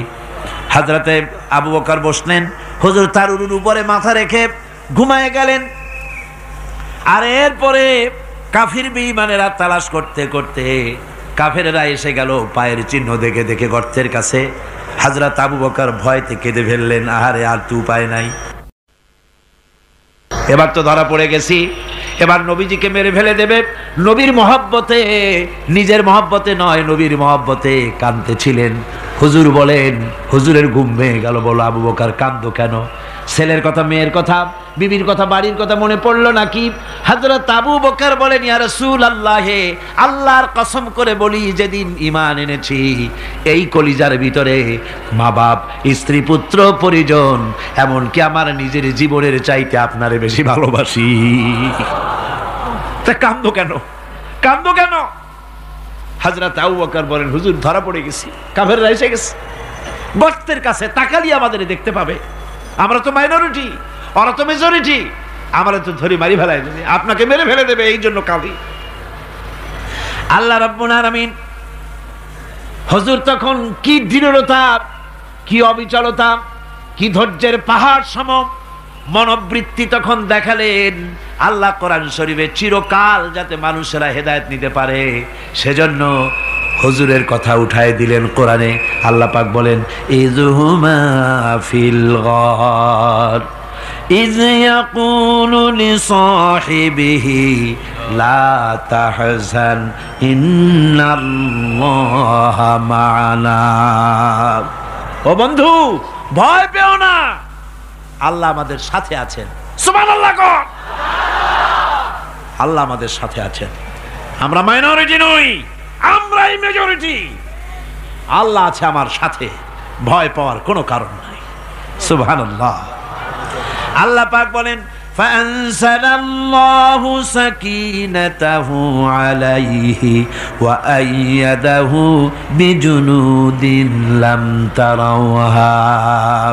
আমি এদের অন্তরের ভিতরে আমি শান্তি নাজিল করে দিলাম, প্রশান্তি দিয়া দিলাম, আর আমি সাহায্য করলাম, আর এমন সব সৈন্য পাঠায় দিলাম যে সৈন্যগুলি তোমরা দেখতে পাও নাই। সুবহানাল্লাহ ওয়া বিহামদিহি। ভাইরা আমার, রাসূল করিম সাল্লাল্লাহু আলাইহি সাল্লাম এই বিপদের মাঝে, চরম বিপদের মাঝে অবিচলতা, দৃঢ়তা, কঠিন আত্মনির্ভরতা দেখিয়েছেন। এগুলি হলো ঈমানের 5ম নম্বরের উপকারিতা। আল্লাহর প্রতি ঈমান আনলে এভাবে পাহাড় সম ঈমান মজবুত হয়ে যায়। জেলের পরোয়া করি না, ফাঁসির পরোয়া করি না, শহীদ হওয়ার পরোয়া করি না, মেরে ফেলে দেবে, উড়ায় দেবে, হত্যা করবে, পরোয়া করি না। পরোয়া করি কেবলমাত্র কাকে? জোরে বলেন, কারে? এইরকম মুসলমান হাজার হাজার লাখ লাখ দরকার নাই, 313 জন যথেষ্ট। কয়জন যথেষ্ট? 313 জন যথেষ্ট। বদরে যারা জান দিয়ে, মাল দিয়ে দ্বীনকে প্রতিষ্ঠিত করেছিলেন, এরকম 313 জনই যথেষ্ট ছিল। আল্লাহর দ্বীনকে কায়েম করার জন্য যদি রক্ত দেওয়া লাগে, তাহলে এই বিশাল জনসমুদ্রকে প্রশ্ন করি, ভয় পাবেন? রক্ত দিতে পারবেন? যদি জেলে যাওয়া লাগে যেতে পারবেন? যদি শহীদ হতে হয় তাও কি পারবেন? এই দৃঢ়তা, এই অবিচলতা, এই ঈমান, এই ধৈর্য শিক্ষা দেয়, এই উপকার করে ঈমান বিল্লাহ।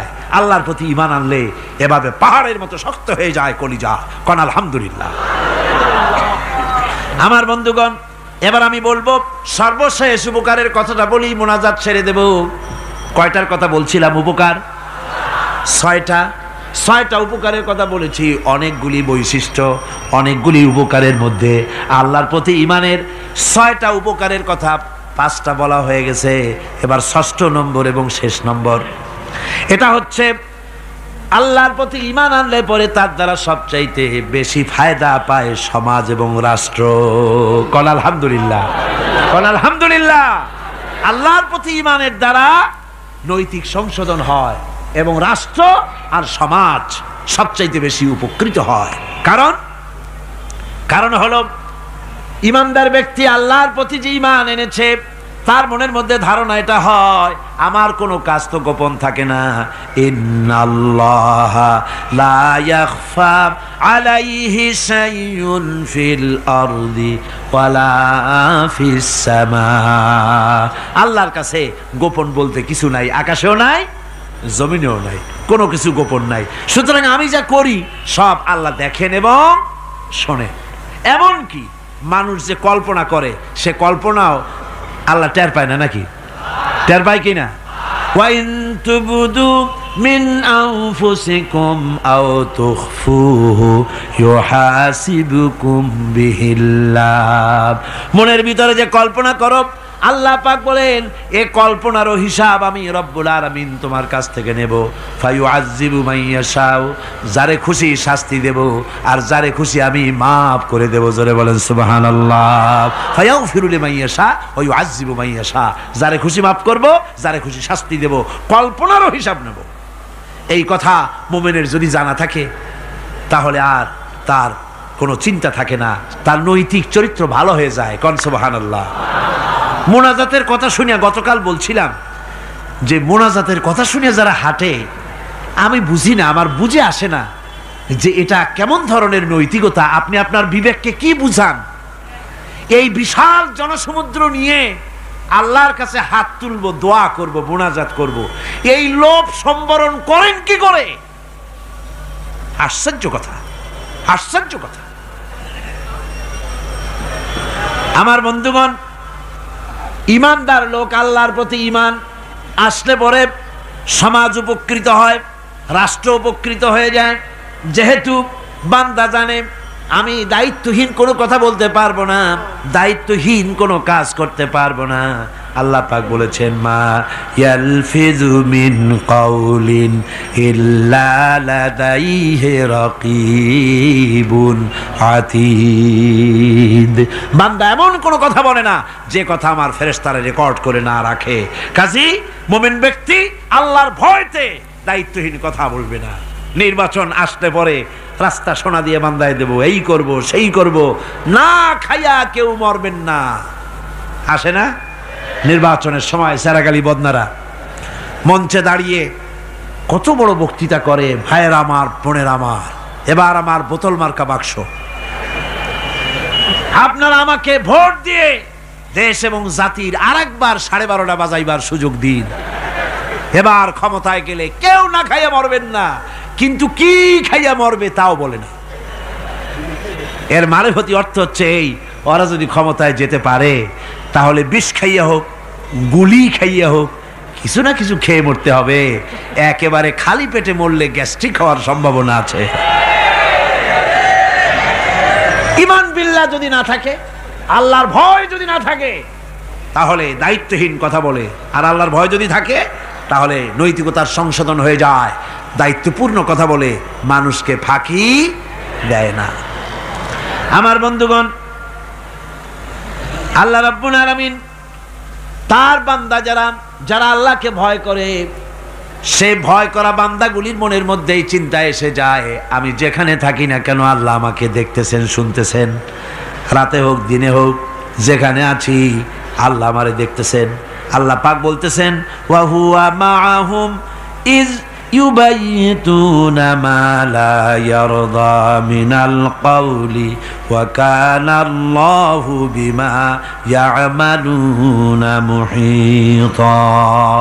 আল্লাহ পাক বলেন আমি তো আমার বান্দার নিকটে তখনও থাকি যখন সে গোপনে গোপনে রাতের বেলায় আমার মর্জির খেলাফ পরামর্শ করে। আমার মর্জির খেলাফ পরামর্শ করতেছে রাত্রে, আমি তো তখনও কাছে থাকি, ওটা আমি শুনি। ঈমান যদি আসে তাহলে এই সব কাজ থেকে সে বিরত থাকে। সে যদি কম হয় সেখানেও আল্লাহ, বেশিও যদি হয় সেখানেও আল্লাহ। এমন কোন জায়গা আছে নাকি চিটাগংয়ে যেখানে আপনি একটা আকাম করবেন আর আল্লাহ টের পাবে না? কোন আছে নাকি? আচ্ছা চট্টগ্রামে না থাকুক, বাংলাদেশের কোন জায়গায় আছে নাকি? পার্বত্য চট্টগ্রামে যত পাহাড় আছে, উঁচু নিচে জায়গা আছে, ওই জায়গায় বোধহয় আছে নাকি? সারা পৃথিবীতে আছে কোথাও? আল্লাহকে ফাঁকি দেওয়ার জায়গা কোথাও? সব স্পষ্ট। আল্লাহ কি ঘুমায় নাকি? ঘুমায়? তার কাছে দিনও যা, রাতও তাই। সমানে তিনি দেখতে পান, শুনতে পান, সবকিছু দেখতে পান, সবকিছু শুনতে পান। তাকে ফাঁকি দেওয়ার কোনো উপায় নাই। এই জন্য ৬ষ্ঠ নম্বরের উপকার যেটা হয় সেটা হলো সমাজ উপকৃত হয় ওই মানুষ দিয়ে যার মধ্যে ঈমান আছে। হযরত ওমর রাদিয়াল্লাহু তাআলা আনহু রাতের আধারে শেষ রাত্রে ঘুরতেছিলেন, দেখেন এক বাড়িতে কথা হচ্ছে, কথাবার্তার আওয়াজ পাওয়া যায়। মনে করলেন কোনো অসুখ বিসুখ নাকি। ঘরে গিয়ে কান পাচ্ছেন দেওয়ালের সাথে, শুনতে পাচ্ছেন ভিতরে বুড়ি মা তার মেয়েকে বলছে, এই মেয়ে ওঠ, উটের দুধ দোয়াই নিয়ে আসছি, এর মধ্যে পানি মিশা, তারপর সকালে বাজারে নিয়ে যা। মেয়ে বলছে, মা এই কামটা আমি পারবো না।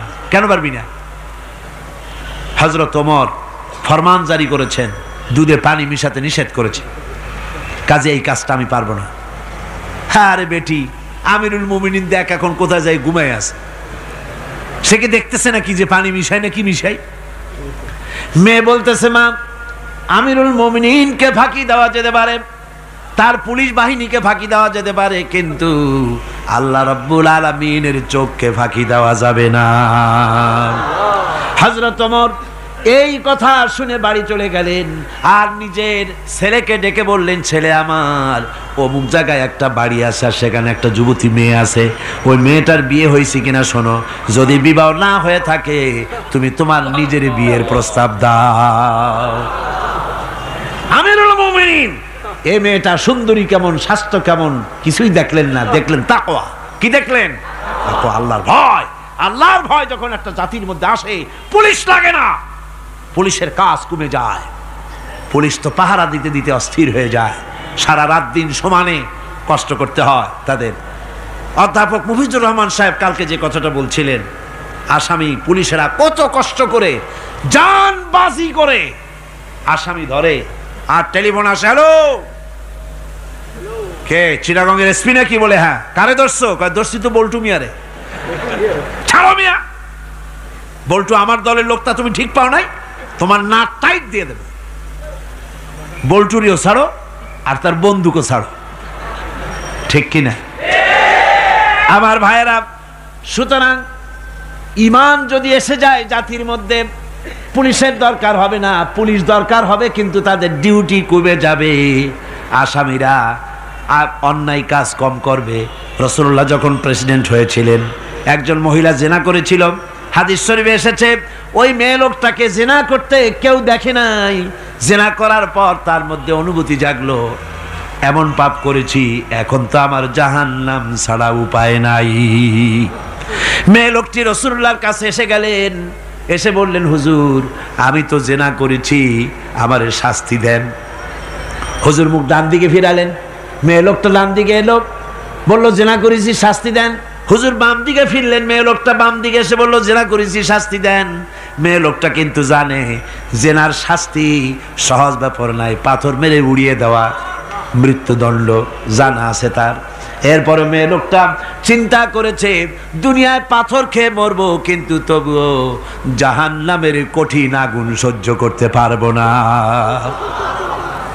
রাসূলুল্লাহ বললেন, ও মেয়ে লোক, তুমি কি জিনা কর্তৃক গর্ভবতী হয়েছো নাকি? মেয়ে লোকটা বলল, হুজুর আমি গর্ভবতী হয়েছি। হুজুর বললেন, তুমি অপরাধ করেছো, তোমার গর্ভস্থিত সন্তান তো কোনো অপরাধ করে নাই, সুতরাং শাস্তি এখন দেওয়া যাবে না, ডেলিভারি হোক তারপরে শাস্তি দেব।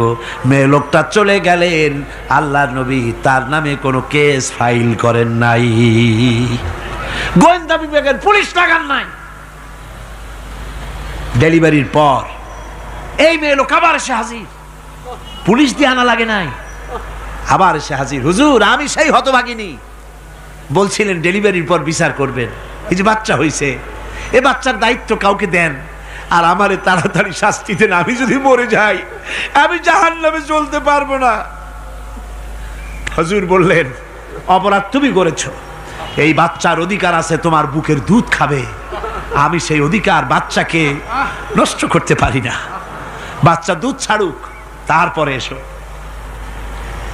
2 বছর যেতে না যেতে ওই মেয়ে লোকটি বাচ্চারে কোলে করে নিয়ে এসেছে। পুলিশ লাগে নাই, গোয়েন্দা বিভাগের কাউকে পাঠানো লাগে নাই। মেয়ে লোকটি বাচ্চা কোলে করে নিয়ে এসে হাজির, হুজুর আমারে চিনছেন নাকি? আমি তো সেই হতভাগিনী, জেনা করছিলাম, বিচার চাইছিলাম, ডেলিভারি পরে হবে বলছিলেন, দুধ ছেড়ে দিলে পরে হবে বলেছিলেন। আমার ছেলে এখন দুধ ছেড়ে দিয়েছে, আমি তারে রুটি খাওয়া শিখাইছি, দুধ ছাড়া এখন সে বাঁচবে। আমি তার হাতে রুটি দিয়ে আনছি, দেখেন ও রুটি খেতে পারে, আর দেরি করবেন না, আমার বিচার করে দেন। রাসূলুল্লাহ ছেলেটার দায়িত্ব কাউকে দিয়ে দিলেন, আর বললেন এই মহিলাটিকে নিয়ে যাও, বুক পর্যন্ত মাটির মধ্যে গেড়ে দিয়ে তারপরে রজম করো। মেয়ে লোকটিকে বুক পর্যন্ত গেড়ে দেওয়া হলো। চতুর্দিক থেকে পাথর মারা হচ্ছিল, পাথরে লেগে শরীরে রক্ত ছিটে এক সাহাবীর গায়ে লাগলো। সাহাবী তারে গালি দিয়েছিলেন, হুজুর শুনে বললেন সাহাবী গালি দিও না, এ মেয়ে লোকের তওবা আল্লাহর কাছে এত কবুল হয়ে গেছে, যদি এই তওবাকে ভাগ করে দেওয়া হয় গোটা মদিনাবাসীর নাজাতের জন্য তা যথেষ্ট হয়ে যাবে। সুবহানাল্লাহ। পুলিশ লাগে নাই, এমন সমাজ কায়েম হয়।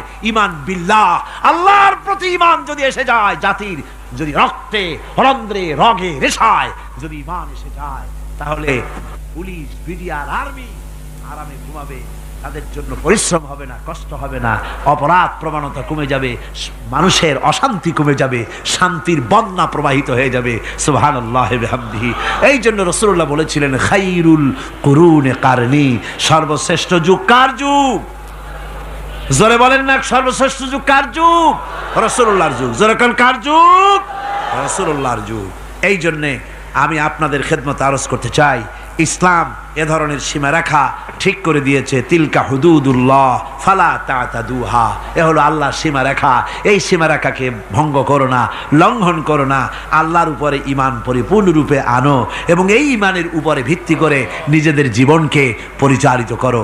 এই ঈমান যদি জাতির ভিতরে এসে যায়, তাহলে বৈষয়িক জীবনে, দুনিয়ার জীবনে সত্যিকারের যদি শান্তি পেতে চাই, আল্লাহর উপরে ঈমান আনতে হবে।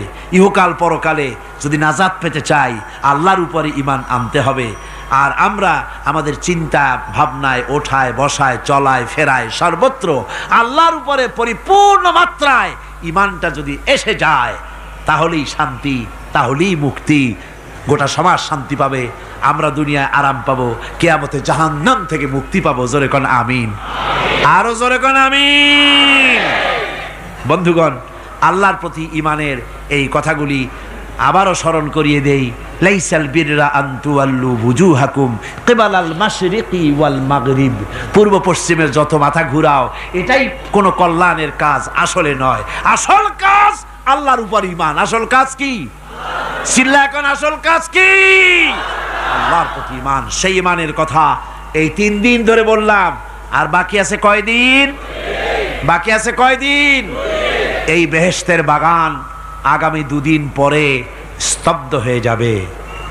এখানে আর এভাবে এত লক্ষ লক্ষ টুপি, এ ধরনের মুসলমান আল্লাহু আকবরের আওয়াজ, আজানের আওয়াজ ধ্বনিত প্রতিধ্বনিত হবে না। 1 বছরের জন্য নিস্তব্ধ হয়ে যাবে। আল্লাহ যেন বাকি 2টা দিন আমাদের সকলের আশার তৌফিক দেন। সবাই বলি আমিন, জোরে কোন আমিন। আগামী কালকের আলোচনা আরো গুরুত্বপূর্ণ, তারপরের দিন আরো গুরুত্বপূর্ণ, গোটা কোরআনই তো গুরুত্বপূর্ণ। আল্লাহ পাক এই কথাগুলি শোনার, বোঝার, আমল করার তৌফিক যেন আল্লাহ আমাদের দান করেন। জোরে বলেন আমিন, আরো জোরে বলেন আমিন। মুনাজাতের জন্য এবার সমস্ত মানুষ দাঁড়ানো, ভাইয়েরা বসে পড়ে। আজকের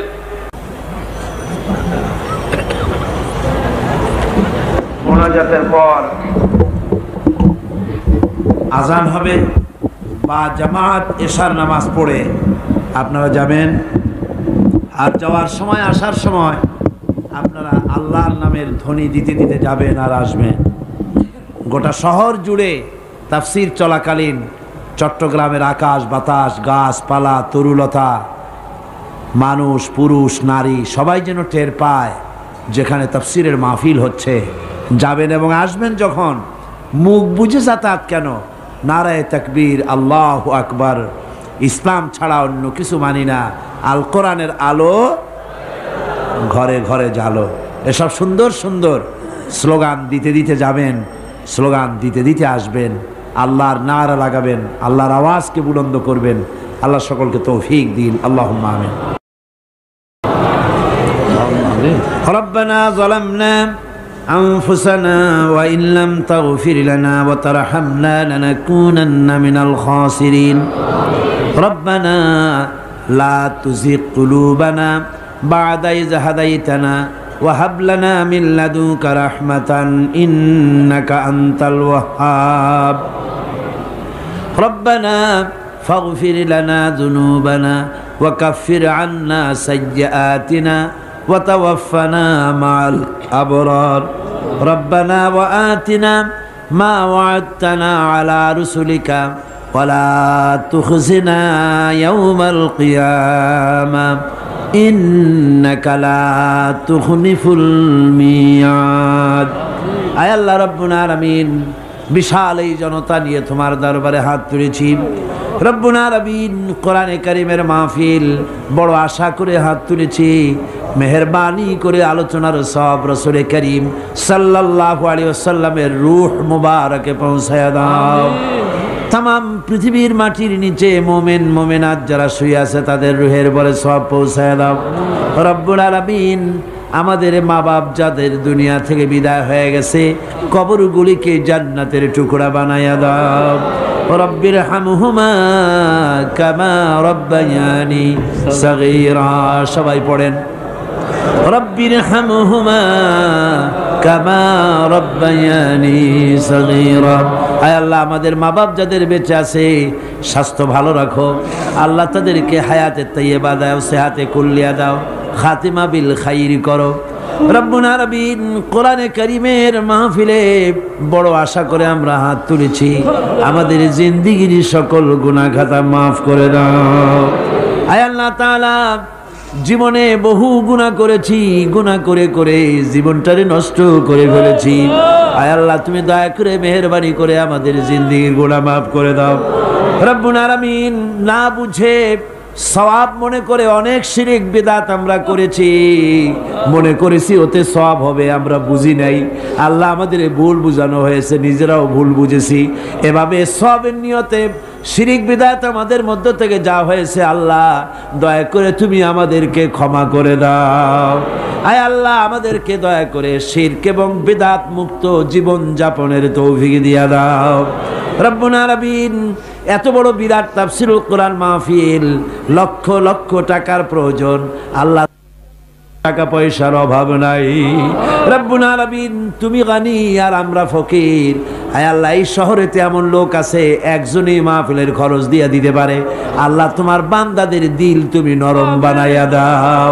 কোরআনের মাহফিল কোন বছর ঋণগ্রস্ত থাকে নাই, এবারও যেন থাকে না। আল্লাহ, বাজের যা আছে তার চাইতে বেশি তুমি মেহেরবানি করে জোগাড় করে দাও। রব্বুল আলামিন, আরেকটা দোয়া তোমার দরবারে করি। চেসনিয়া আর বজনিয়া শেষ হয়ে গেল।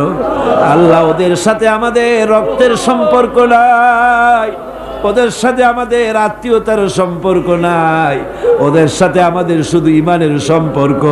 আয় আল্লাহ, ওদেরকে মেরে মেরে কাফিররা শেষ করে দিল। মাবুদ, বজনিয়ার চেসনিয়ায় আর একবার তুমি তোমার রহমতের ফেরেশতা পাঠায় দিয়া সাহায্য করো। আল্লাহ, কাশ্মীরের মুসলমানদের উপর আরেকবার সাহায্য করো। রব্বুল আলামিন, এই মাহফিল আল্লাহ যত মানুষ আসে, আল্লাহ বড় আশা নিয়ে আসে কোরআনের মাহফিলে। অনেকের রোগ ব্যাধি আছে, তাদের ধারণা কোরআনের মাহফিলে দোয়া কবুল হয়। আল্লাহ, তুমি দয়া করে এই ধারণা তুমি মঞ্জুর করে নাও।